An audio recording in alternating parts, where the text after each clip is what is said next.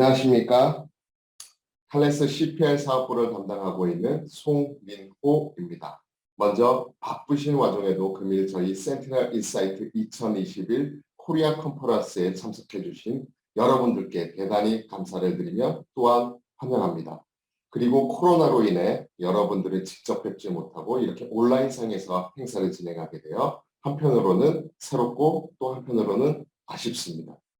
저희 탈레스의 센티널 인사이트는 저희가 매년 지속적으로 해오고 있는 행사 중에 가장 큰 대표 이벤트로서 특히나 코로나로 인해 모든 산업에 걸쳐 디지털 트랜스포메이션으로의 움직임이 가속화되고 있음을 다시 한번 느끼며 이번 센티널 인사이트 2021 코리아 컨퍼런스를 통해 자세하게 소개해 드릴 예정입니다.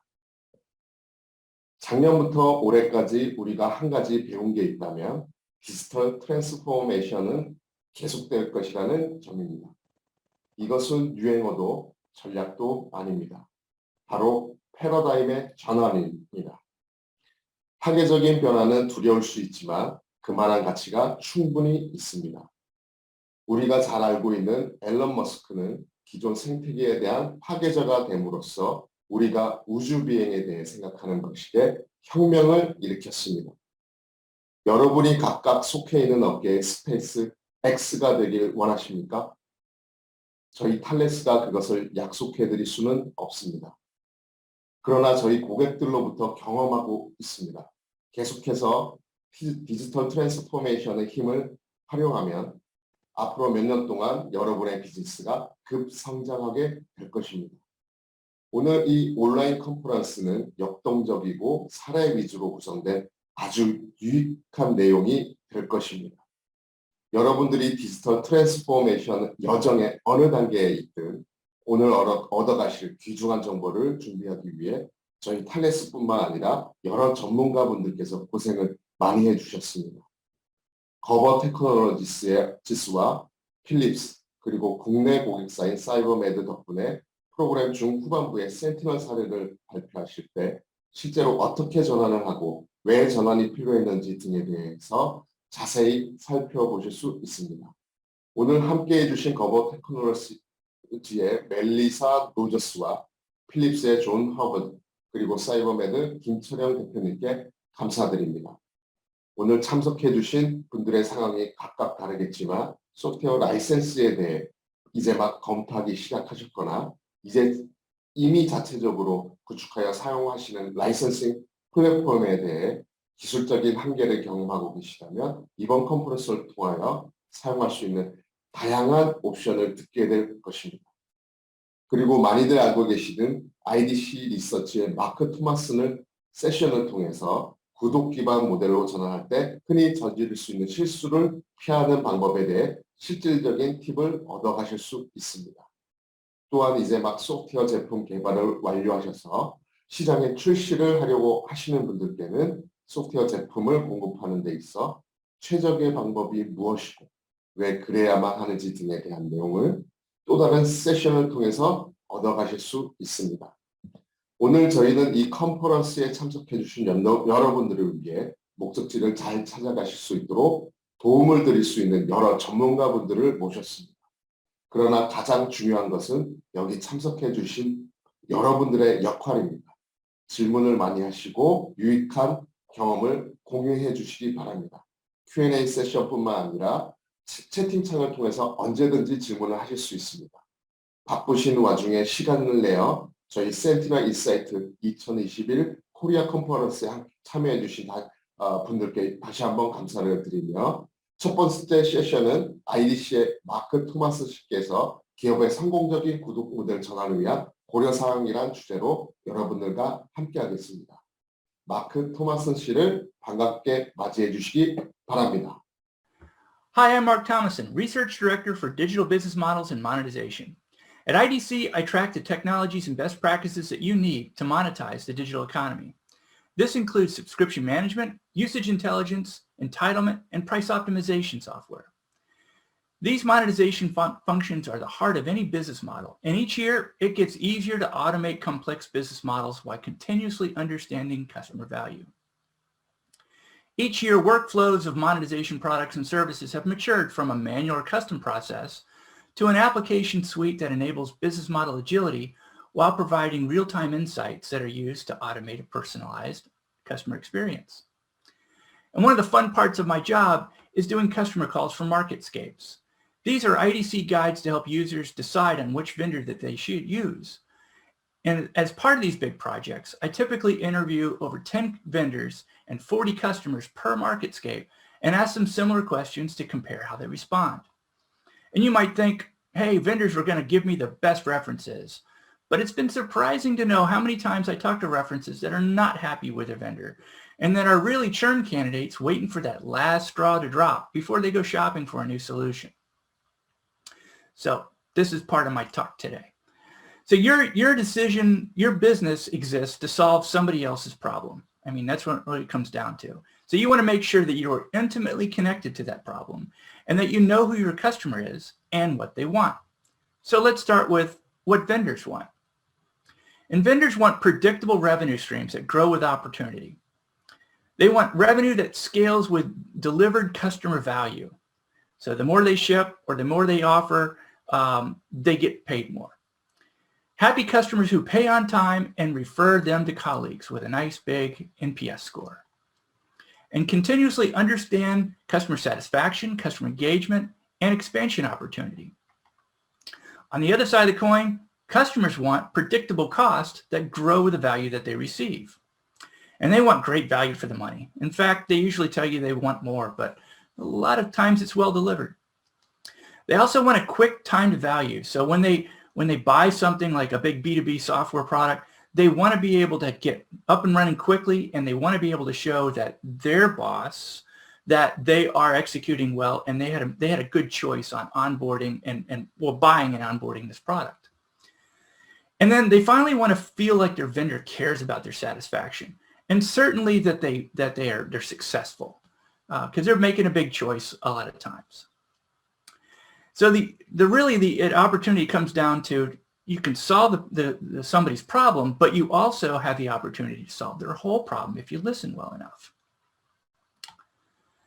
So as I've gone through all these MarketScape interviews with customers, I've learned things. And one of the things that I've learned is the customer success department. And this isn't a customer success talk, but I wanted to discuss some of these good insights that I've learned. And on the top, I've learned that customers are happier with a good product with great service versus the other way around. But customers really don't know the capabilities of the product that they use. They only know that little workflow that they do often, but they don't really know all the capabilities of the product. So that might mean your product is undervalued.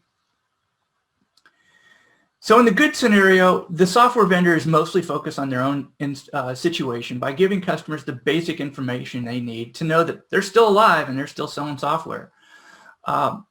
In the better scenario, the vendor does a much better job of using technology to communicate with the customer, but is still missing the empathy and understanding to know how well they are delivering value to the customer. That happens in the best scenario, where the vendor checks in enough, could be weekly for some customers, could be monthly, could be quarterly.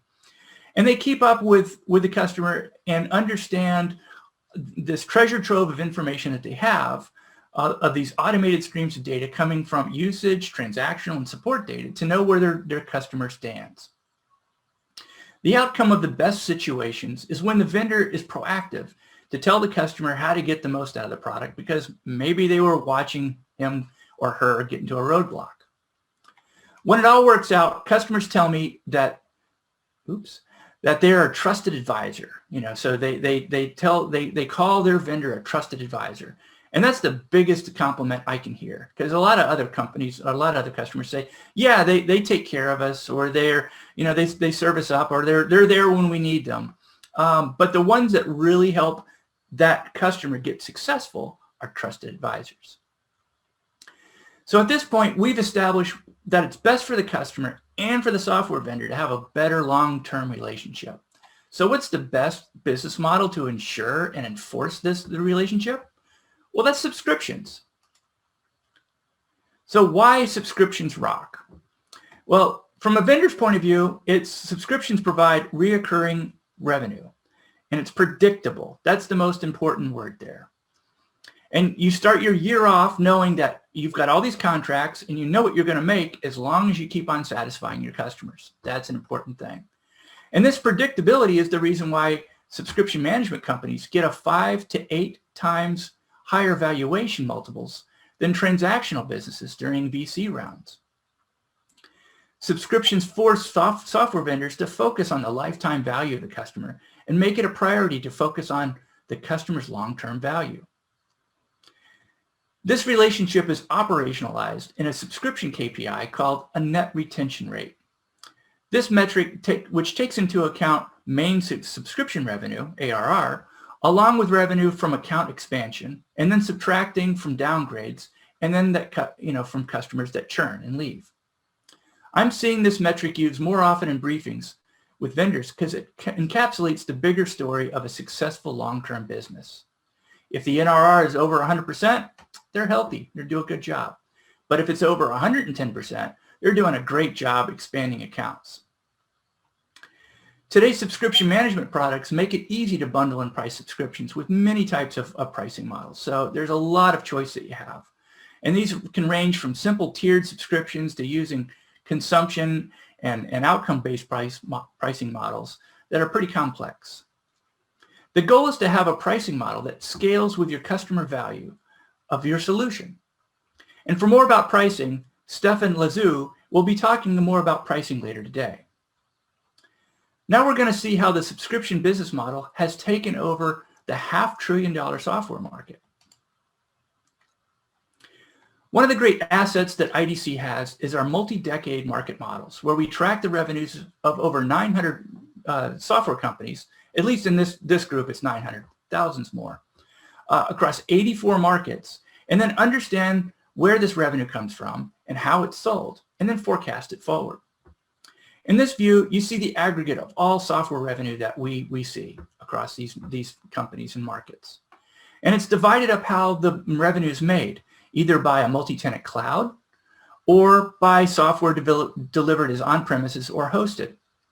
And you can see that the multi-tenant cloud is growing at 15% and the on-premises is shrinking at 1%. Even though multi-tenant cloud has been around for over 20 years, it's still not 50% of revenue, and that should occur in 2024. Of the vendors in this data set, 47% of them offer a hybrid model, so they're supporting both public cloud and on-premises. So if you're that person or you're that company, you're not alone. Vendors just offering on-prem are shrinking at a slow negative 2.4% as they stand up their cloud offerings. But as we'll see in the next slide, it really matters which market you cater to. In this view, you're seeing how much of the 19 secondary markets have moved to multi-tenant cloud in 2021. You can see that only 3 markets, or 16%, are above the 50% mark. Some of these markets are moving to cloud faster than others, but the hybrid deployment model will endure for years, and in some markets, forever. Now let's look at let's look at the same data set with another lens, the business model lens. In this view, I bucket revenues by license, maintenance, and subscription. And as the bubble says, subscription includes software sold as a service, like we saw in the last slide, and on-premises plus maintenance packaged as a subscription. Because there's a lot of companies like Microsoft, Adobe, Tableau, and others have moved to the subscription business model, even though their products are still on-premise and offering maintenance, but they bundle that together. So here you can see that the growth rate of license is shrinking at 6.6%, maintenance is shrinking at 3.8%, but subscriptions is growing at 14.4%. And if we got the model right, by the end of this year, we should be over the 50% mark on the amount of revenue that is gained in the software industry by subscription.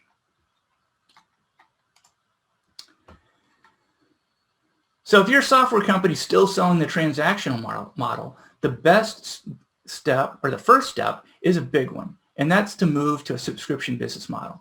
This will set you up in the future. This is a big step that will impact many departments in your company, so it's not trivial.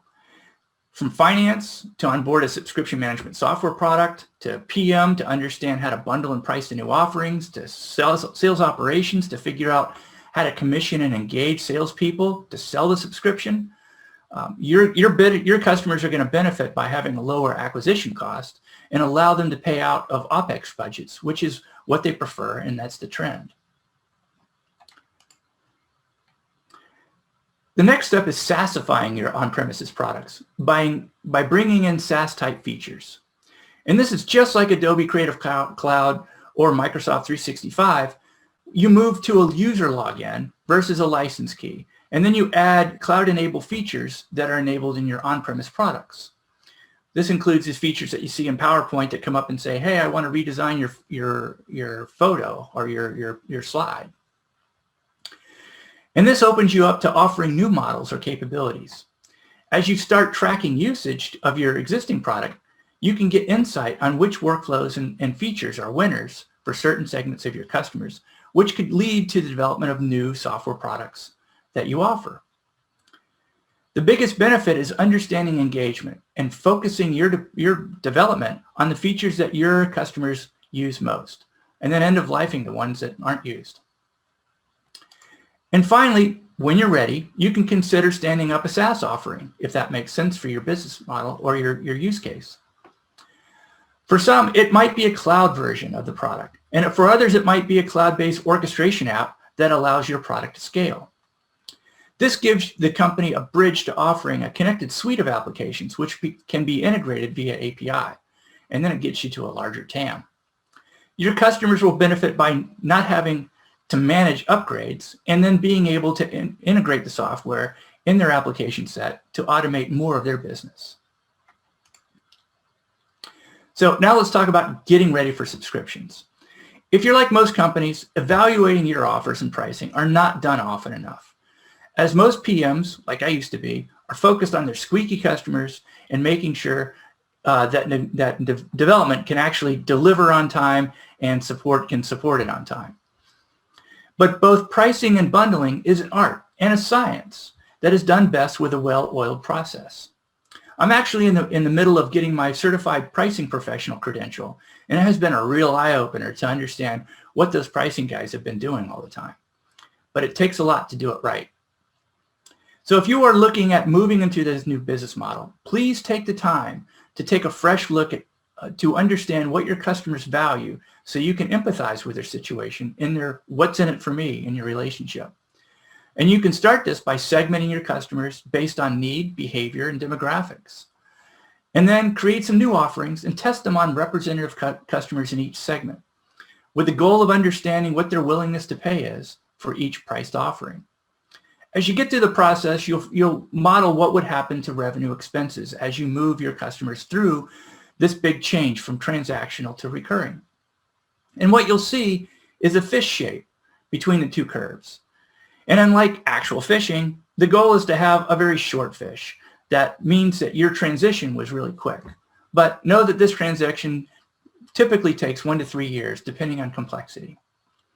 Ideally, your revenue should grow with your customers' revenue or efficiency savings, so you can prove the value as more is sold. Now let's get to the subscription traps. The first one is moving to consumption before you even understand variability in customer effects. I frequently talk to customers that are very interested in moving to consumption because their customers only want to pay what they use. And they've also seen successful software companies like Snowflake and Datadog, and they figured out how to make a great business with consumption. But the model isn't as easy to get wrong if you clearly don't understand what your customers use over a given year.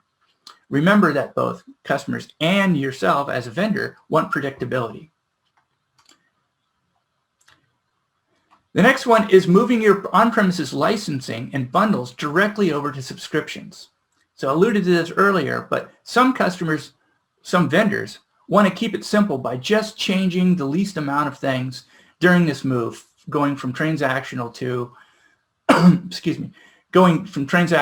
to a subscription base by changing the least number of things.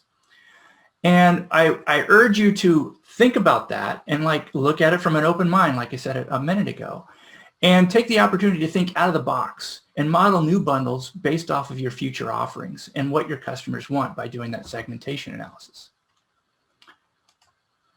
Number 3 is not having a strategic plan for sales or partner incentives. A lot of software is sold through direct sales and through partners.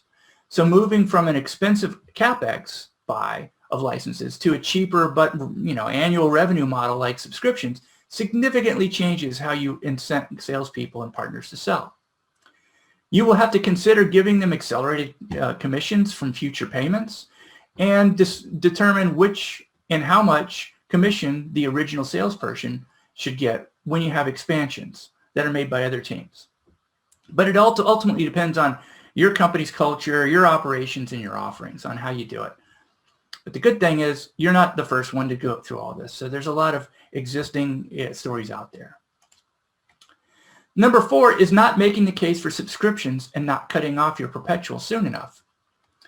During a transition, you'll give customers some time to make that change, but some will take some nudging to get them past to the new model.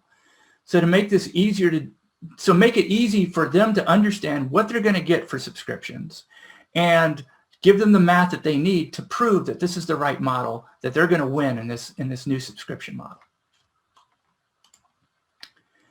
Number 5 is trying to convert the whole company to subscriptions at once. So unless your company is really small and the offerings are simple, plan on converting one product first and get the bugs out of the process and then scale up. I've heard that over and over again. It's a really good idea to do. Number 6 is not having an executive sponsor. Changing business models affects many departments in the company: finance, sales, marketing, development. So you need an executive sponsor who is focused on the success of this change and that can span departments and be able to get things fixed quickly and be able to prod the ones that are lagging behind. Number 7 is poor communication to internal employees and partners. As you move through this process, make sure you get the best ideas out of your employees and partners on the best ways to address the problems that they see as moving to subscription. So find a subsection of your company, your salespeople and your partners, and make sure that you adequately interview them to understand this. You want to make sure that no one is surprised along the way. And finally, number 8, which is related to number 6 and number 7, is poor management of change. One thing I've learned after interviewing lots of customers is implementing new technology that affects operations is some people only like change if they've been eased into it slowly. If your company doesn't have a formalized change management process, considering hiring or bringing on that talent. So final slide. So for most part, most of you guys are going to go through this process. The subscription business model is that hardy and that much of a good thing that most of you guys are going to do it. So it's not a question of when, it's a question of if. Excuse me, it's not a question of if, it's a question of when. And you're not the first to go through this transition. So there's a lot of good help out there. You can contact me, and there's certainly a lot of consultants out there that will help you go through the process. And the transition will have a company-wide effect. So especially looking at pricing and sales incentives. It's a good place to get it wrong, especially at the beginning, because you didn't spend enough time on figuring that out. And make sure you have executive buy-in. Be transparent to board members of the potential effects, and don't try to snow them. Basically, give them longer times that you think it'll take. Make sure that fish is adequately sized. And so custom software solutions, so many of the people that I interview have had a custom software solution that they've used for a while, or they were working with spreadsheets, and they were so happy to be on a product that is actually agile and is constantly changing and being updated. So the custom projects are perfect when they release, but they tend to get brittle quick. And then the most important thing, if I haven't said it enough times, is changing culture is much harder than changing technology. So make sure you look at change management in your company. So that's all I got. Thank you very much for listening to my presentation. and have a great day. 첫 번째 세션을 발표해 주신 마크 토마슨 씨의 실용적인 접근 방식에 감사를 드립니다. 이 컨퍼런스를 센티널 인사이트라고 명명한 이유를 이미 증명하고 있습니다. 이제 저희의 메인 무대인 이종영 부장의 세션에 오신 것을 환영합니다. 이미 이종영 부장을 아시는 분들이 계실 텐데요. 솔루션 세일즈 컨설턴트인 이종영 부장은 저희 탈레스 센티널 솔루션과 관련한 미팅 초기에 자주 만나는 분입니다. 이종영 부장은 마크의 프레젠테이션을 바탕으로 성공적인 소프트웨어 출시 계획을 세우는 방법에 대해서 말씀드릴 예정입니다. 이종영 부장을 반갑게 맞이해 주시기 바랍니다. 안녕하십니까. 저는 탈레스 코리아에서 솔루션 세일즈 컨설팅을 맡고 있는 이종영이라고 합니다. 금번 세션에서는 최근 들어 많은 기업들이 디지털 트랜스포메이션을 소프트웨어를 통해서 진행을 하고 계신데요. 이에 성공적인 진행을 위해서는 그 소프트웨어 공급사슬 전반에 대한 좀 이해와 어떠한 변화가, 우리의 정책적 변화가 그 각각의 공급사슬에 어떤 영향을 미치는지에 대한 사전적인 검토가 좀 필요함에도 불구하고 아직까지 미처 거기까지는 고려하지 못하시는 많은 고객분들을 보기도 했으며, 이런 부분들의 좀 중요성을 인식시켜드리기 위해서 이 부분에 대해서 좀 더 함께 논의할 수 있는 자리를 마련해 보도록 하겠습니다. 오늘의 진행 순서는 첫 번째, 소프트웨어 비즈니스 혁신이 기업에 미치는 영향, 또 어려움에 부딪히는 경우들, 또 이런 경우에서 탈레스가 어떻게 문제 해결을 도와드리는지에 대한 방법의 순서로 진행을 해보도록 하겠습니다. 자, 여기 어떤 한 기업이 있으시고요. 이 기업은 디지털 트랜스포메이션의 일환으로서 전사적으로 구독 비즈니스 도입을 결정했다라고 가정을 해 보시죠. 자, 이랬을 때 이 기업이 가장 먼저 해야 될 작업은 무엇일까요? 저는 이런 어떠한 정책의 변화로 인해서 조직 내에 어떤 조직이 어떠한 영향을 받을 것이며 또 어떠한 준비를 하는 것이 필요한지에 대한 검토가 필요하다고 생각을 합니다. 이런 부분들이 매끄럽게 이루어졌을 때 성공적으로 미션을 수행할 수 있게 되겠죠. 자, 지금 보시는 화면은 일반적으로 소프트웨어 비즈니스를 수행함에 있어서의 공급 사슬에 대한 개요입니다.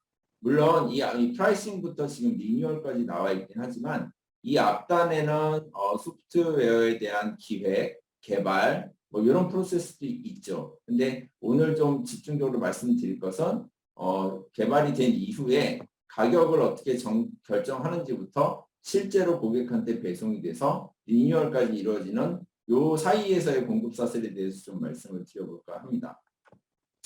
뭐 잘 아시다시피 이 각각의 공급 사슬은 이 공급 사슬을 책임지고 있는 부서가 존재하고요. 또 내부적인 프로세스도 존재를 하고 이를 시행할 수 있는 솔루션 또한 갖추고 있는 것이 일반적인 조직의 모습입니다.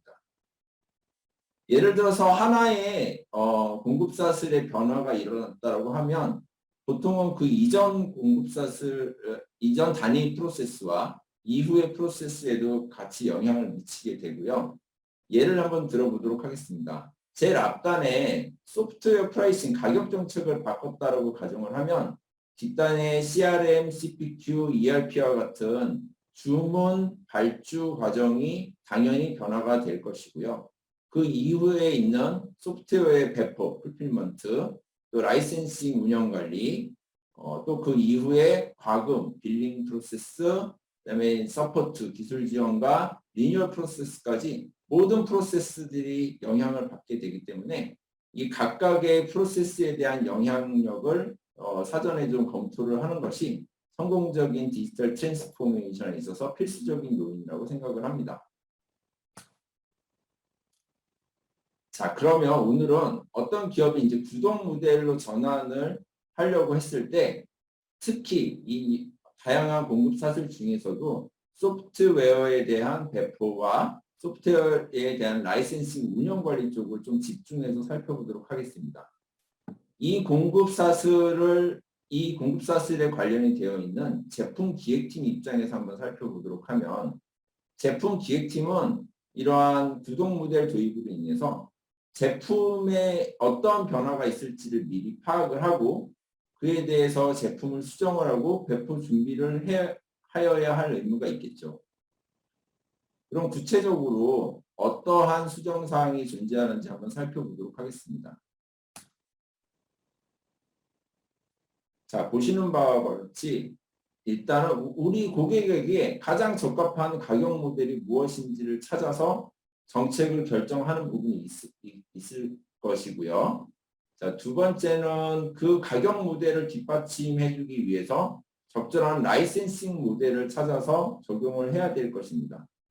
아울러 많은 경우 제품 자체에 대한 수정도 좀 필요할 수가 있습니다. 그래서 프라이싱이 바뀌고 라이센싱이 바뀌게 되면 이를 수용하기 위해서 제품 자체에 대한 어느 정도 수정이 좀 필요한 경우가 일반적이고요. 또한 구동 모델의 경우에는 제품에 대한 만료기간 설정이 반드시 필요하게 됩니다. 만약 월정액이면 월 단위로 만료기간을 설정하셔야 될 것이고, 연 정액이면 연 단위로 만료기간을 설정하셔서 관리를 하셔야겠죠. 또한 제품이 실제로 배포가 돼서 사용이 되면서 발생하는 많은 고객들에 대한 사용량 데이터들을 어떻게 수집을 하고 분석을 해서 그 뒷단 프로세스로 넘겨줄지, 또한 이것들을 다시 상품 기획이나 아니면 고객 프로모션 쪽으로 어떻게 활용할지에 대한 의사결정을 하고 체계를 수립하는 부분이 필요하시게 됩니다. 생각보다 굉장히 많은 변화가 수반이 되고, 이런 변화에 대한 정책 결정을 하는 데까지는 좀 많은 시간과 또 리서치가 필요한 것이 사실입니다. 그렇지만 대부분의 기업들은 기획 단계에서 이런 부분들을 충분히 검토를 하시고 무리 없이 적용까지는 잘 진행이 되시는 편이세요.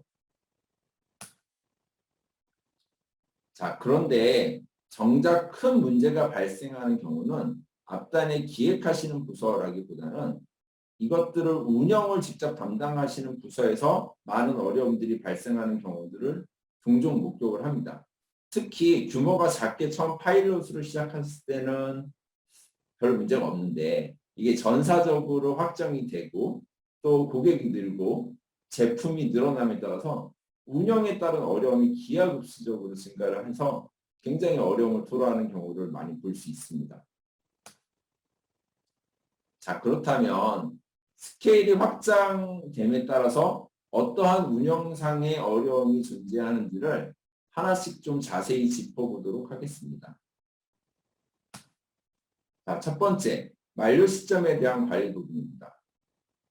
최초에 한두 개의 프로덕트를 상대로, 아주 소수의 고객을 상대로 서브스크립션 모델을 적용을 했을 때는 솔직히 엑셀 같은 걸로 관리를 하더라도 큰 문제는 없으세요. 그런데 전사적인 전체 프로덕트 수십 개, 수백 개에 적용을 하시고 고객도 국내뿐 아니라 해외 고객까지 다 적용을 하시는 단계가 된다면 이 만료 시점에 대한 관리 부분들이 굉장히 어려워지고, 단순히 만료 시점을 관리하는 것뿐 아니라 만료 시점이 가까우면 고객한테 안내도 다시 해야 되고, 필요에 따라서는 계약 갱신도 해야 되고, 또 만료 시점이 다가오는 고객한테는 별도의 업셀이나 크로스셀링을 하셔야 되는 마케팅적인 이슈까지 포함이 되게 되어서 이 만료 시점 관리 부분에 굉장히 어려움을 느끼시는 경우를 많이 봤고요. 두 번째는 라이센싱에 대한 모델 관리 부분입니다. A라고 하는 동일한 제품일지라 하더라도 여러 개의 라이센싱 모델을 가지실 수가 있으세요.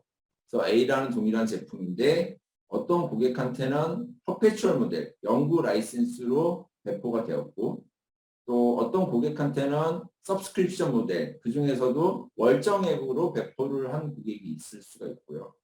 또 라이센싱 정책에 따라서는 어떤 고객들한테는 사용량만큼만 과금하는 사용량 기반의 정책을 적용하신 경우도 있을 수가 있으세요. 그래서 단순히 이전과 같이 퍼페추얼 모델 하나만 존재했을 때는 제품 하나당 어떤 라이센싱 모델 하나가 딱 1:1 매핑이 되었다고 하면 지금의 비즈니스 환경은 제품 하나당 N개의 라이센싱 모델들이 관리가 되어야 되는 좀 운영상의 복잡도가 훨씬 증가하는 부분을 고려하셔야 됩니다. 자, 세 번째 고려하실 부분은 최근 기업들이 매출 증대만큼이나 신경을 많이 쓰는 부분이 사용량에 대한 데이터 수집과 분석 관리 부분이신데요. 이 서로 다른 모델에서 서로 다른 제품에서 수집되고 있는 이런 사용량 데이터를 어떻게 효과적으로 한 곳에 모아서 분석을 한 이후에 효과적으로 활용을 할 수 있을지에 대한 많은 운영상의 어려움들이 존재를 하시게 됩니다. 사용량 데이터 관리 부분도 운영상에서 좀 주로 겪게 되시는 문제 중에 하나이시고요. 다음으로 말씀드릴 것은 하이브리드 환경에 대한 관리 부분이 최근에 많이 이슈화가 되고 있어요. 그래서 하이브리드 환경이라고 하면 온프레미스 환경에서 제품 서비스가 이루어지는 경우와 클라우드 환경에서 서비스가 이루어지는 경우들이 공존하는 경우들을 말씀을 드립니다. 그래서 동일한 제품이라 하더라도 온프레미스와 클라우드 두 군데서 서비스가 일어나는 경우들이 굉장히 일반적이고요. 예를 들면 B2B 고객일 경우에는 클라우드에서 서비스를 시작했다 하더라도 내부 보안상의 이슈로 자체적인 데이터 센터 내 폐쇄망 안에서 서비스가 되기를 원한다든가 아니면 경우에 따라서는 인터넷이 제대로 연결이 되지 않는 온프레미스 환경에서 서비스를 하셔야 될 경우들이 많이 생기게 되죠. 그 반대의 경우도 종종 경험을 할 수가 있는 경우입니다. 그럼 이렇게 서로 다른 운영 환경에서 어떻게 서비스를 원활하게 제공을 할 것인가? 또 이런 서로 다른 서비스 환경에서 라이센싱은 어떻게 거는 것이 좋을 것인가에 대한 많은 어려움에 봉착을 하게 됩니다. 이 하이브리드 환경 관리 부분에 대해서는 제 세션 이후에 별도의 탈레스가 좀 제안하는 별도의 세션이 마련되어 있으니까 그 부분을 좀 참조하시면 조금 더 많은 정보를 얻으실 수 있을 것 같아요. 다음번으로는 단일 라이선싱 시스템에 대한 부분입니다. 기업이 오랜 기간 동안 비즈니스를 수행을 하다 보면은 각각 필요에 따라서 서로 다른 라이센싱 시스템을 도입하거나 서로 다른 라이센싱 테크놀로지를 도입하는 경우들을 많이 봐서 각각 여러 개의 라이센싱 시스템이 한 조직에 혼재되어 있는 경우들을 많이 보게 됩니다. 이렇게 되면 서로 다른 플랫폼을 이용해서 라이센싱을 걸고 관리를 해야 되는데 이후에 이것들을 묶음 판매를 한다든가 어떤 통합 제안을 한다든가 할 때 거의 불가능한 상황이 되고요. 고객한테 전달되는 배포 리드 타임이라든가 고객 응대에 있어서도 복잡도와 난이도가 굉장히 많이 증가를 하기 때문에 단일 라이센싱 시스템을 어떻게 구성할 것인가가 또 중요한 이슈로 대두가 되게 됩니다. 자, 이런 앞서서 나왔던 이런 어려움을 원활하게 해결하지 못하면 결국은 고객 경험 저하로 이어지겠죠. 그래서 고객 경험을 원활하게 관리하는 부분 또한 굉장히 챌린지한 부분이 될 것이고요. 마지막으로 어떤 시스템에 대한 확장성을 어떻게 확보할 것인가가 굉장히 중요한 이슈입니다. 최근과 같이 나날이 급변하게 변화하고 있는 이런 비즈니스 환경에서는 오늘 현재 완벽하게 돌아가고 있는 시스템이라 하더라도 내년에도 이것이 유효할지에 대한 확신이 없고요. 실제로 유효하지 않습니다. 그래서 굉장히 유연하고 빠르게 변화하고 확장할 수 있는 시스템을 갖추는 것이 향후 비즈니스를 적절히 서포트하는 데 굉장히 중요한 요인이기 때문에 확장성 확보 부분을 반드시 고려하셔야 된다고 생각을 합니다. 자, 이런 어려운 문제들에 봉착한 기업들은 적절한 전문 자문과 또 솔루션의 도움이 분명히 필요하실 거라고 생각을 하는데요.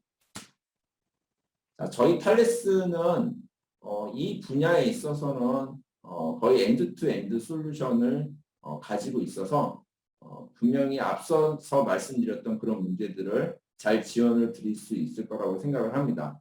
또한 저희 탈레스의 좀 그 컨설팅에 있어서의 방법론 중에 하나는 고객에 맞춤 서비스를 제공하는 데 초점을 맞추고 있어요. 아무래도 매출이 막 수백억씩 되시는 글로벌 기업이 요구하는 라이센싱 니즈와 페인과 이제 막 비즈니스를 시작하신 스타트업이 느끼시는 라이센싱 니즈와 페인은 분명히 다를 수 있고요.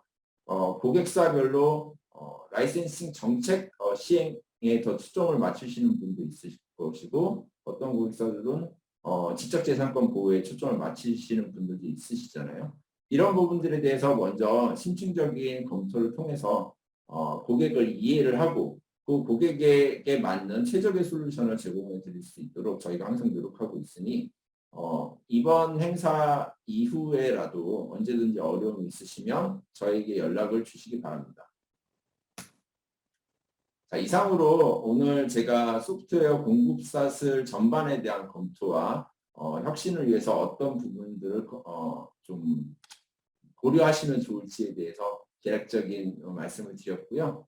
이후에도 저희 많은 베스트 프랙티스에 대한 공유라든가 하이브리드 라이센싱에 대한 세션이 준비되어 있으니 끝까지 저희와 함께 해주시길 바라겠습니다. 감사합니다. 이종현 부장님 감사합니다. 저희 탈레스는 여기 참석해 주신 모든 분들이 각자 실천하실 수 있는 유용한 정보를 제공할 수 있게 된 것을 기쁘게 생각합니다. 그리고 이러한 개념이 현실에서 어떻게 사용되는지 완전히 이해하는 가장 좋은 방법은 여러분들과 각기 다른 기업들로부터 소프트웨어 라이센싱 전환에 대한 경험을 직접 듣는 것입니다. 이것이 바로 저희가 고객들로부터 직접 3가지 다른 사례 내용을 제공하게 된 것을 기쁘게 생각하는 이유입니다. 먼저 거버 테크놀로지의 수석 부사장 겸 소프트웨어 총괄 관리자인 멜리사 로저스의 이야기를 듣게 될 것입니다. 이분은 센트럴 소프트웨어 라이선싱을 구현하면서 겪은 경험과 몇 가지 놀라움에 대해서 설명할 것입니다. 그리고 두 번째로 필립스의 소프트웨어 라이선싱 전문가인 존 허버드를 통해 필립스의 소프트웨어 라이선싱 전환에 대한 여정을 자세하게 듣게 될 것입니다. Hello, and welcome to the Sentinel Insight session, The Journey from USB Keys to User Licensing. I'm Melissa Rogers, and I'm really excited to share with you the Gerber technology transformation. When it comes to registering and authenticating users and managing licenses and entitlements, desktop software is very tricky. It's far more tricky than if you have a cloud-based application. This session is all about transforming your desktop software through licensing. Let me tell you a little bit about Gerber technology. Our software is used to make the patterns for apparel, furniture, and automotive. We also have software products to optimize those patterns to get the most out of your roll of fabric. Our users are regular people using software to get their job done, and the majority of our software business is on the desktop. Let me just share a little bit about where we were. Gerber had been using USB keys forever. It was no longer effective for our business. Those USB keys made it very difficult to implement new business models. There were high COGS. And when we would come to the end of a quarter and we would get a large software order, because we had to do the physical packaging, we wouldn't know for sure we could get those orders placed in time for cutoff. Worse yet, for a customer, from the time they placed their order to the time they received their product, depending on where they were in the world, could be 4 to 8 days. And it got worse for our customers. It was a very technical journey for them. There was minimal self-service. If they wanted to upgrade, they had to call us. And once they received that product, it could be 2 to 4 days to be up and running if they ran into trouble. And it's important to know that our customers, more than half of them, have intermittent access to the internet. That means that cloud licensing or a cloud application really wasn't practical for us unless we wanted to lose half of our revenue stream. So we had a dream. That dream is the dream of user licensing. It would give us an excellent user experience. It would provide customer self-service. We'd get great usage data to understand what's going on with our products. And in order to achieve that dream, we needed a partner to deliver on the licensing side. We needed a partner that had high availability, a robust feature set, and had that expertise in licensing that we did not want to build or develop. And that partner was Thales. Our journey was difficult. We had a tight project timeline, a tight budget, and we needed to get this done and done well. Probably sounds just like your projects. We worked with Thales and they partnered with us. We had good times, we had bad times. We worked through some pretty significant issues together. We built a great product and Thales stayed with us the entire time. And so where are we today? It's pretty amazing. Our business results, as I said, phenomenal. Usually with a project, you don't expect on the first release to achieve your KPIs. Well, we did. We went from days to minutes, from ordering to the actual product release, days to hours for up and running. And we got those COGS reduction. And we also now can land our quarter successfully and without fear that we can't fulfill physical media fast enough. Our customers are delighted also. They now have a system that allows them to assign and reassign licenses. It's a central repository so they know what they own and they can create users as much as they want. They're delighted. It's fast, it's easy. They were expecting hours to learn it. It takes 10 minutes. It's a great win. And what I also want to say is we found two hidden treasures. The first is that customer data I talked about. What we saw was we now can see when they're in trouble and we can proactively reach out to them and offer assistance. Our customers are used to calling us and having to wait to contact us. They are overwhelmed that we would reach out to them, ask if they're having a problem, and work with them proactively. It's something they've never experienced before, and that's because of the data. And the second thing that we did not see coming is when we reach out to upgrade them, these are the customers with multiple licenses, so bigger customers, it opens the door to having a very rich conversation about their Gerber product portfolio. Now that they can see their licenses in one place, they find that they're over-licensed in some places, under-licensed in others, and we take that opportunity to share with them the products they did not know existed. And when we're done, they are happy customers, they have the right licenses and the right seats, and typically we've actually sold them more licenses. What a great win. We never saw that coming. And the delight between helping them with their licenses and being proactive with our support, it's a terrific win for everybody. And what I'd say about licensing is a product, it's a business model, and it's a revenue generator. And if you aren't thinking about it like that, you're really missing out. We've really achieved our dreams of user licensing. We continue to roll it out worldwide, and we are looking forward to making our customers even happier. So what I want to say to you is, here's my challenge. The next time you think about implementing another feature and you're already feature-rich application, we have feature-rich applications also, ask yourself this, will that feature give you greater flexibility with your business models?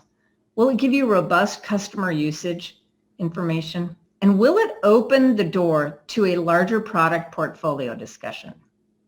If not, ask yourself about licensing. Thank you so much.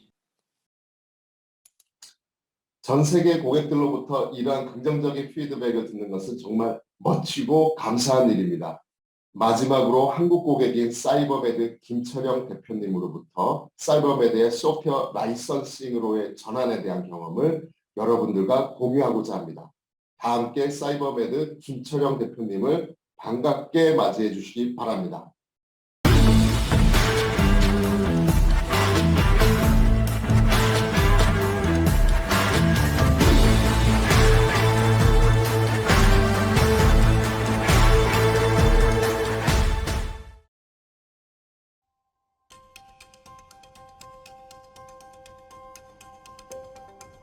예, 저 사이버메드 대표를 맡고 있는 김철영입니다. 저희 사이버메드는 오디오 영상 소프트웨어를 핵심으로 갖고 있는 회사이고요. 지금은 주로 이제 치과 쪽에 그 치과용 CT 관련 소프트웨어를 세계적으로 가장 많이 판매하고 있는 회사입니다.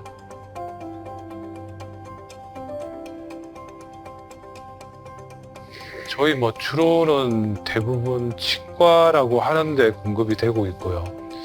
뭐 치과 쪽은 아시다시피 이제 치과 대학병원, 뭐 그다음에 이제 좀 큰 규모의 치과 병원들. 근데 대부분의 아주 많은 숫자는 그냥 개인 치과들이거든요. 근데 크지는 않은데 반대로 이제 숫자는 굉장히 많습니다. 저희는 뭐 굉장히 많은 치과대학에서 저희 소프트웨어를 사용하고 있고요. 뭐 국내는 뭐 모든 치과대학, 미국도 반 이상, 뭐 일본도 반 이상, 유럽 쪽은 저희가 정확한 통계를 갖고 있지는 않은데 치과대학 병원에 거기도 한 뭐 70% 정도는 저희 거 사용하고 있고요. 그 치과 전체로는 글로벌에 뭐 저희가 점유율이 한 30% 이상 되는 것 같습니다.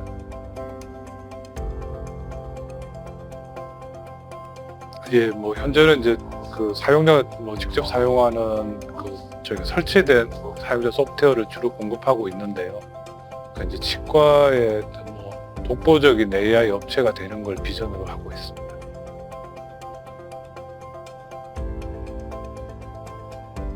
예, 저희가 뭐 현재까지는 시장 점유율 1위를 뭐 글로벌에서 1위를 하고 있는데요.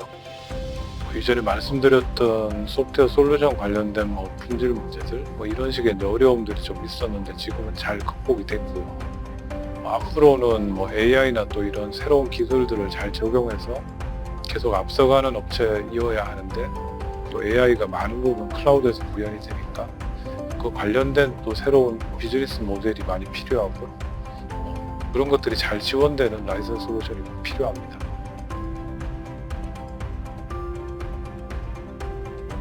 하드웨어 이제 동글키를 뭐 이전부터 쭉 사용해 왔는데요. 그 분실이나 파손 이런 문제에 대해서 이제 대응하기에 저희가 이제 소프트웨어 솔루션 자체가 훨씬 필요했고요. 또 저희가 많은 해외 지역, 넓은 지역에서 이제 판매를 하고 있다 보니까 뭐 소프트웨어 솔루션 자체가 뭐 좋은 솔루션이 있다 그러면 항상 이제 필요했던 그런 솔루션입니다.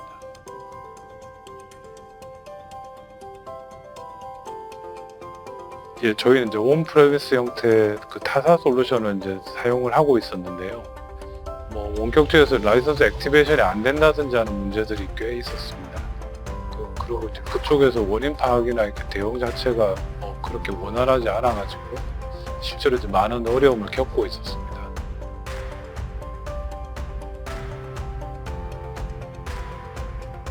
뭐 저희가 타사 솔루션을 이제 도입해서 사용하면서 이제 많은 어려움을 겪었거든요. 이제 탈레스 센티넬을 이제 도입을 하면서 뭐 다른 업체도 고려했지만 이제 뭐 굉장히 좋은 기술 지원, 그 솔루션에 이제 저희 비즈니스 모델에 아주 디테일까지를 잘 지원해주는 그런 기능들, 그런 것들 때문에 굉장히 좋았습니다. 그 AI가 어떤 개발의 편의성이나 이런 것 때문에 랭귀지 자체가 저희는 이전에 뭐 C++ 베이스의 그런 솔루션에서 뭐 파이썬이나 이렇게 좀 디크립트가 굉장히 쉬운 랭귀지로 차츰 구현이 많이 되거든요. 그런 쪽은 뭐 이미 탈레스 솔루션이 독보적으로 잘 지원을 하고 있고요. 하드웨어 키에서 이제 소프트웨어 솔루션으로 이제 마이그레이션은 굉장히 필요했고요. 탈레스에서 이제 그 부분을 잘 이용해서 굉장히 디테일까지 잘 이제 개발되어서 지원을 해주고 계셨습니다.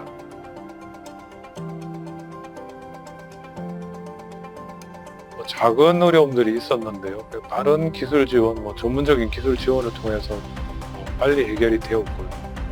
저희가 이제 또 고객사를 이제 소프트웨어 솔루션에 대해서 설득할 때 뭐 여러 가지 자료들, 정량적인 데이터, 특장점 이런 것들이 저희 고객을 설득하는 데 많은 도움이 되었습니다.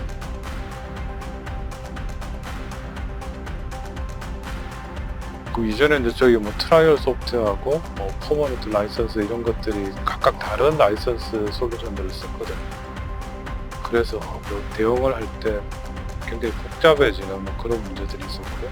시스템 자체도 굉장히 복잡했었고 탈레스를 도입하면서 이제 그 모든 것들이 이제 같은 솔루션으로 적용이 되니까 뭐 저희 운영 인력 자체도 굉장히 적은 인력으로 효율적으로 운영이 가능해졌고요. 또 뭐 기존의 그 SL 관련된 솔루션들의 뭐 어려움들, 품질 문제들 뭐 그런 부분도 많이 탈레스로 좀 바꾸면서 많이 해결이 되었습니다.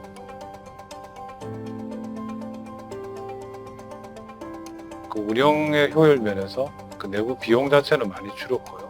그 이제 자동 뭐 업데이트 또 실제로 이제 고객들이 이렇게 등록을 하고 그 유료 그 서비스에 대한 구매 뭐 이런 것들로 매출 증대 효과가 꽤 있을 거라고 기대하고 있습니다.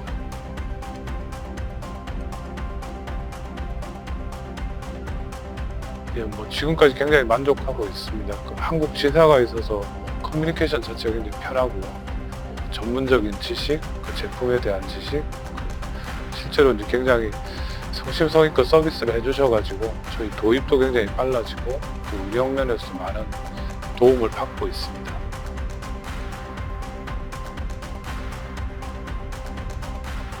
일단 그 안정적인 라이선스를 계속 이렇게 공급을 해주시면 좋을 것 같고요. 라이선스 솔루션 자체를. 그 다음에 이제 클라우드로 가면서 뭐 굉장히 많은 사용자 케이스들, 뭐 시나리오들, 뭐 비즈니스 모델들이 이제 생겨야 되는데 굉장히 많은 케이스들이 잘 지원되게 그런 식의 이제 구현을 해주시고 공급을 해주시면 좋을 것 같습니다. 굉장히 좋습니다. 현재까지.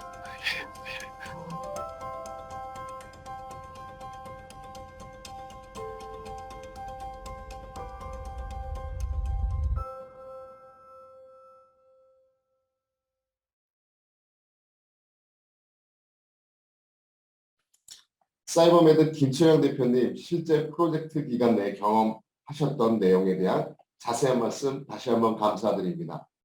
오늘 참석해 주신 많은 분들께 많은 도움이 되셨을 거라 생각하며 동일한 성공을 열망할 것이라고 확신합니다. 다음 세션에서는 탈레스의 세일즈 엔지니어인 이대기 차장이 여러분들을 소프트웨어 라이선스로 가는 길, 하이브리드 라이선스 환경으로 안내할 것입니다.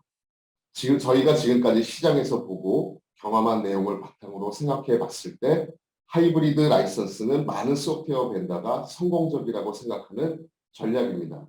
이대기 차장의 발표 이후에는 약 5분간 Q&A 시간을 가질 예정입니다. 따라서 주저하지 마시고 질문이 있으시다면 여러분들이 보고 계시는 화면 오른편 채팅창에 질문을 남겨주시기 바랍니다. 남겨주신 질문에 대해서는 Q&A 시간에 답변을 자세히 드리도록 하겠습니다. 안녕하십니까. 탈레스의 이대기 차장입니다. 제가 오늘 설명드릴 내용은 클라우드 및 가상환경의 저희 소프트웨어 라이센싱 및 보호 방안에 대해 설명드릴 예정입니다. 요즘 최종 사용자들의 요구사항이 기존 온프레미스만이 아니라 클라우드 환경까지 다양해지고 있으며 그에 따라서 공급업체는 최종 사용자들의 요구사항을 맞추기 위해 하이브리드 환경을 고민하고 있습니다. 이러한 요구사항을 맞추는 업체를 하이브리드 공급업체라고 하며 하이브리드 공급업체는 온프레미스 제품뿐만이 아니고 클라우드나 사스 형태의 어플리케이션을 보유하고 있는 업체를 하이브리드 공급업체라고 합니다. 이러한 하이브리드 제품을 보유한 공급업체는 하이브리드 라이센스 가지고 온프레미스뿐만 아니고 사스나 어플리케이션을 가지는 하이브리드 라이센스 가지고 일관된 소프트웨어 수익 창출이 가능합니다. 이러한 최종 사용자들의 요구사항에 따라 많은 기업들이 하이브리드 환경으로 변하길 원하고 있습니다. 하이브리드 환경으로 변경할 때 시장 기대치와 공급업체의 현실이 다르게 됩니다. 최근 업체들을 만나보면 시장에서는 사스형 어플리케이션을 보유하고 있어야 된다고 생각하거나 또는 사스형 어플리케이션을 보유하고 있으면 온프레미스 제품을 사용하지 않는다고 생각을 하는 분들이 많이 있었고요. 그리고 최종 사용자들이 구동 모델을 반드시 사용할 거라고 생각하는 업체분들이 많이 있었습니다. 그러나 실제 업체분들을 만나면 온프레미스 제품만을 가지고 있고 사스형으로 전환하는 것이 불가능하다는 분들이 많이 있었으며 사스형 어플리케이션을 계획하고 있지만 당장 적용하기 힘들고 향후 5년에서 10년 계약하는 분들이 많이 있었습니다. 그리고 최종 사용자들의 환경에 따라서 반드시 온프라미스 제품을 보유하고 있어야 되면 또는 그의 이유는 클라우드 환경을 사용할 수 없는 부분들이 많이 있었습니다. 그 이유는 예를 들면 차단된 네트워크에서 사용을 한다거나 외부 인터넷에 접속할 수 없는 케이스들이 있게 되는데요. 출장을 간다거나 회사 내부에 외부 인터넷을 접속할 수 없다거나 또는 차단 본부대나 이런 보안 시설에 있는 부분들은 외부 인터넷에 접속할 수 없기 때문에 클라우드 라이센스, 클라우드 기반의 솔루션을 사용할 수 없는 부분들이 있어서 온프레미스 유지를 해야 되는 부분들에 대한 이슈들이 있었고요. 더구나 이미 클라우드 및 사스를 지원하는 하이브리드 공급 업체로 변모를 하였다고 해도 많은 부분들의 현실적인 부분들에 문제에 부닥치게 되는데요. 다양한 배포 옵션, 온프라미스를 적용을 하다가 사스 형태로 변경을 됐을 때는 제품의 변형으로 인한 SKU가 증가가 되게 되고 또한 온프라미스에서 사스로 변경이 됨으로써 마이그레이션 복잡성으로 인해 고객에 대한 피드백이 안 좋아지는 부분들이 있습니다. 그리고 고객이 원하는 것을 미리 차후에 선택하는 게 아니고 미리 구매를 했으면 그거를 사용을 해야 되는 예를 들면 온프라미스 제품을 사용하다가 하이브리드라 사스형 어플리케이션으로 변경을 원하게 되면 서로 라이센스 체계가 다르기 때문에 미리 선택해서 온프라미스를 사용했으면 온프라미스를 사용하고 사스형 어플리케이션을 사용했으면 사스를 사용해야 되는 부분들이 복잡하다는 문의들이 많이 있었고요. 그리고 이제 제품이 많아지게 되다 보니까 제품에 대한 개발이 늦어지게 되고 개발에 대한 비용도 높아지게 됩니다. 그에 따라서 신제품이 늦게 나옴으로써 제품에 대한 릴리즈가 늦어지게 되고 고객에 대한 피드백이 안 좋아지게 되고 그리고 이제 사스를 사용하기를 원하지만 실질적으로 고객은 온프레미스를 계속 유지하는 업체들이 많이 있어서 실제 원하는 서브스크립션 라이센스나 이런 부분들을 적용 못하는 부분들에 대한 문의들이 많이 있었습니다. 이런 문제를 해결하는데 어떻게 해야 되는지 부분들을 많이 해주시는데요. 그런 부분들은 하이브리드 라이센스를 가지고 쉽게 관리나 적용이 가능하시게 됩니다. 가장 먼저 클라우드에 대한 인식의 변화를 줘야 됩니다. 기존의 사스형 어플리케이션을 생각하시면 웹베이스나 클라우드 환경을 예전에 AWS, GCP 같은 데 올라가져 있는 소프트웨어를 사스형 어플리케이션을 생각을 해주셨는데요.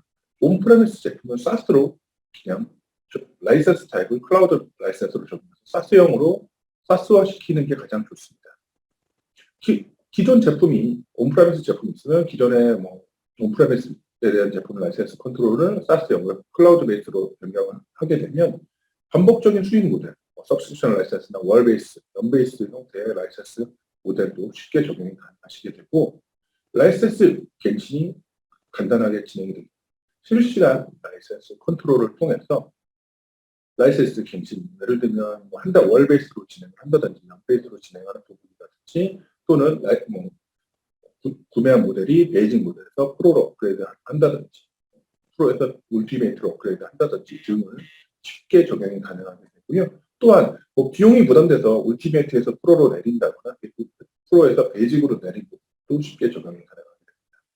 그리고 이제 클라우드 라이센스를 사용하기 때문에 사용량 수집이 되게 되고 이 사용량 수집을 통해서 페이퍼 유즈 등 후불제 방식으로 적용이 가능하게도 되고요. 또는 이제 사용량을 통해서 비즈니스 인텔리전트로 활용이 가능하게 됩니다. 실제 고객이 사용을 하고 있는지 안 하는지 또는 어떤 기능을 많이 사용을 하는지 또는 어떤 기능을 많이 사용하는지 등을 통해서 차후에 기능에 대한 소프트웨어 업데이트에 대한 데이터로 활용도 가능하게 되고요. 특정 기능을 사용을 안 하면 왜 사용을 안 하는지 내부에 대한 자료에 대한 근거로 판단할 수가 있게 됩니다. 실제 고객이 사용을 하지 않더라도 이 고객이 왜 사용을 안 하는지 실제 담당자가 바뀐 건지 이런 부분들을 전화를 통해서 확인하는 업체 케이스도 있었고요. 이런 부분들을 실제 하이브리드 라이센스 사용하는 고객분들에 대한 피드백이 아주 좋았습니다. 이렇게 이제 클라우드에 대한 인식의 변화를 해야지만 사스 하이브리드 공급 업체로 되기 위한 중요한 발걸음이라고 생각해 주시면 좋을 것 같고요. 그 다음은 하나의 솔루션으로 모든 것을 관리하는 것이 좋습니다. 뭐 해당 부분은 라이센스에 대한 발급 관리, 권한 관리, 라이센스에 대한 인증에 대한 부분들을 설명하고 있는 건데요. 기존의 온프레미스 제품은 SaaS로 확장될 때 확장하게 되면 온프레미스에 대한 라이센스 관리와 클라우드, SaaS형에 대한 라이센스 관리가 서로 다른 방식으로 적용이 되다 보니까 관리에 대한 불편함 호소가 많았습니다. 실제 고객은 온프레미스 사용하다가 SaaS로 가게 되면 고객뿐만 아니라 라이센스 발급 담당자도 두 개에 대한 관리가 진행이 되고 두 개의 관리가 통합이 되지 않기 때문에 관리에 대한 불편함, 그리고 백오피스에 대한 연동이 2배, 별도의 진행에 대한 불편함이 있어서 SaaS로 확정될 때 제품 카탈로그나 권한 관리에 대한 부분이 중복이 되지 않는 이점이 있게 되고요. 일관된 프로세스로 비즈니스 운영이 철학하게 됩니다. 실제 라이센스 발급 담당자나 또는 백오피스로 적용이 되어 있다고 하면 이런 부분들을 크게 변경되지 않고 실제 라이센스 발급 담당자는 기존 프로세스에서 추가적으로 SaaS 클라우드 베이스의 라이센스만 추가를 해주시게 되면 바로 사용이 가능하게 되는 거기 때문에 어렵지 않게 적용이 가능하게 되고 백오피스로 ERP 등의 백오피스랑 연동이 되게 되면 새로운 제품 라인만 추가하게 되면 백오피스가 자동으로 추가가 되기 때문에 크게 어렵지 않게 기존 백오피스 ERP 시스템과 연동된 것을 적용할 수가 있게 됩니다. 그래서 하나의 솔루션으로 되기 때문에 가격이나 패키징에 대한 공동 전략이 가능하게 되고 온프레미스 제품 또한 저희 서브스크립션 라이센스, 정부적인 라이센스, 기간제 라이센스 등을 같이 적용하게 되고 동일한 가격 정책을 클라우드 베이스, SaaS형 어플리케이션에도 적용할 수 있다는 점이 장점으로 되게 되고 실제 고객에 대한 피드백이 매우 중요하게 됩니다. 온프레미스 제품을 사용하던 고객이 SaaS로 넘어갈 때 제품은 변경되지 않고 라이센스 타입만 변경되는 형태로 적용이 되기 때문에 고객은 온프레미스를 사용하다가 SaaS로 넘어가다가도 불편함 없이 기존 제품을 계속 사용할 수 있게 되는 거고요. 그렇기 때문에 고객에 대한 피드백이 좋아지게 되고 재구매율이나 재계약률이 높아지게 되는 것을 확인할 수가 있게 됩니다. 그리고 고객에 대한 제품의 변경에 대한 부분이 자연친화적으로 변경할 수가 있게 되는데요. 고객이 기존의 온프레미스 제품을 사용을 하다가 SaaS형 어플리케이션이 새롭게 릴리즈됐다고 제품을 받았을 때 기존 통합된 솔루션으로 사용을 하지 않으면 이 기존 제품은 온프레미스는 온프레미스로 가지고 있게 되고 클라우드 베이스는 클라우드 베이스로 가지고 있게 되는데 그에 대한 마이그레이션이나 그다음에 마이그레이션에 대한 부분들이 불편하게 됩니다. 마이그레이션을 할 때도 고객 입장에서는 시간을 잡고 고객 업체의 지원을 통해서 공급업체의 지원을 통해서 최종 사용자들이 선택을 마이그레이션 일정을 잡아야 되는데 그런 부분들이 하나 같은 솔루션으로 온프레미스에서 SaaS형 어플리케이션으로 넘어갈 때 새로운 소프트웨어 설치나 구매에 대한 부분들 없이 미리 사전에 제품을 선택하지 않아도 SaaS형 어플리케이션을 사용을 하거나 온프레미스 제품을 사용하는 부분들에 대해서 구매 이후에 선택할 수가 있게 됩니다. 예를 들면 10개의 라이센스를 제품을 샀다고 하면 그 중에 이번에는 온프레미스 제품을 3개 설치하고 SaaS형 라이센스를 7개를 사용하는 등의 제품을 선택할 수 있게 되고 또는 이번에 10개를 샀지만 클라우드 라이센스는 5개를 사용하고 또는 온프레미스 라이센스를 5개 사용하는 것을 고객 입장에서 구매 이후 선택할 수 있다는 점이 고객에 대한 피드백이 높아지게 되고 고객 입장에선 구매 이후에 제품을 사용하는 거기 때문에 이 부분이 퍼페추얼로 나가든 서브스크립션 나가든 그 부분은 동일하게 다 적용이 되는 부분도 쉽게 업체 입장에서 관리가 되는 부분도 피드백이 좋아지고 있습니다. 그리고 마지막으로 최근 하이브리드 업체로 적용을 할 때 많은 추가적인 문의들이 오는 부분들이 가상환경이나 또는 소프트웨어에 대한 지적 재산권 보호를 좀 놓치고 있는 부분들이 많이 있으시대요. 예를 들면 최근 AI나 딥러닝 쪽에 딥러닝 업체분들이 문의들이 많이 오고 있습니다. 해당 분야는 언어를 파이썬을 많이 사용들 하시는데요. 파이썬은 스크립트 언어이기 때문에 스크립트 언어에 대한 보호에 대한 문의들이 많이 있게 됩니다. 센티널 제품은 스크립트 언어에 대한 보호도 지원을 하고 있고 이 스크립트 언어가 구동되는 환경인 도커에 대한 문의도 많이 있게 되는데요. 이 파이썬에 대한 부분이 보호가 되더라도 도커에 대한 부분이 보호가 되지 않으면 예를 들면 소프트웨어에 대한 지적재산권을 보호하지 않으면 주요 알고리즘이라든지 데이터 모델 같은 게 유출이 되게 되고 실제 소프트웨어에 대한 매출이 뭐 10개 판매될 게 그 해당 알고리즘을 통해서 보호가 되지 않으면 그 10개 판매될 게 5개로 매출이 줄어든다든지 또는 가상환경에 대한 지원이 되지 않으면 실제 제품은 하나만 팔아서 도커에 컨테이너 하나만 구동이 되어야 되는데 컨테이너가 5개 구동이 되면 제품 4개에 대한 매출 손실이 발생하게 됩니다. 그렇기 때문에 이런 저희가 추가적으로 반드시 해야 된다는 부분이 제품에 대한 지적재산권 보호 및 가상환경에 대한 지원 부분도 같이 돼야지만 진정한 하이브리드 공급업체라고 말씀을 드리고요. 지금 말씀드린 파이썬이나 도커에 대한 부분뿐만 아니고 일반적인 소프트웨어, C나 .NET, 자바 같은 일반적인 소프트웨어 또한 저희가 보호가 가능하게 되고 그 다음에 다른 가상환경, VM웨어나 워크박스, 그리고 클라우드 환경, 애저나 AWS 등에 대한 환경도 라이센스 컨트롤이 반드시 필요하다고 말씀을 드리게 됩니다. 여기까지 제가 설명드린 내용이고요. 각 이제 해당 내용은 간략하게 요약해서 설명을 드리도록 하겠습니다.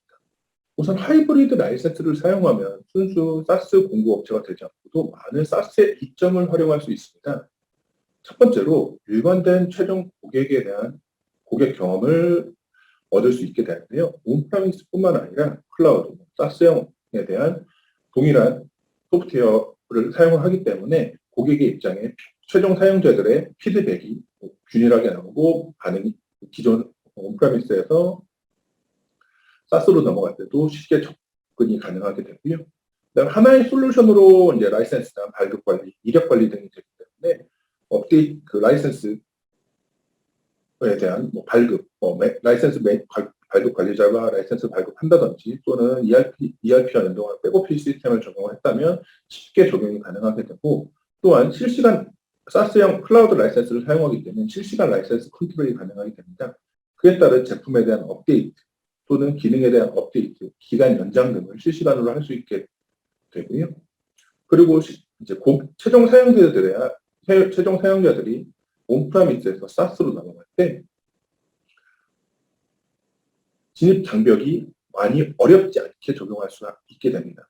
같은 소프트웨어이기 때문에 온프라미스를 사용하다 사스형으로 넘어갈 때 소프트웨어는 그대로지만 라이센스 타입이 클라우드에 온프라미스에서 사스 형태로 넘어가는 부분들만 적용을 잘 해주면 되고 실질적으로 라이센스 또한 사전에 구매하게 되면 온프라미스와 사스를 같이 적용해서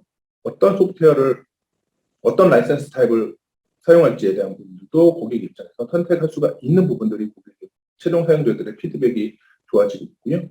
그리고 사용량 수집을 통해서 이걸 비즈니스 인텔리전스 형태로 활용하고 이 비즈니스 인텔리전스를 통해 어떤 기능이 많이 사용을 하는지 또는 어떤 기능이 많이 사용을 안 하는지 또는 어떤 기능이 많이 사용하기 때문에 이 기능이 부족하다 또는 이 기능이 좋다라는 부분을 통해서 차후 소프트웨어 업데이트 시에 어떤 기능을 주력으로 업그레이드를 해야 될지에 대한 근거로 활용할 수가 있게 되고요. 또는 사용을 안 하면 왜 사용을 안 하는지에 대한 부분들을 통해서 고객에 대한 피드백을 얻을 수가 있게 되고요.